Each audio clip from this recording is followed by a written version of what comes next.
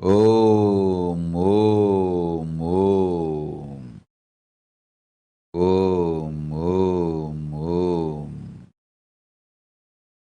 ஓமெனும் ஓங்காரத்து உட்பொருளாய் மலர்ந்து உயிர்த்தெழுந்து இறையனார் இடப்பாகத்திருந்து குமரிக்கண்டம் ஆளும் மீனாட்சி மலர்ந்தேன் இங்கு நல்லருள் செய்திடவும் நல்வாக்கு தந்திடவும் ஆனந்தம் ஞானத்தொடு பூரண அன்பு ஏகம் அநேகமாய் ஆகிய இப்புவுலகிற்கு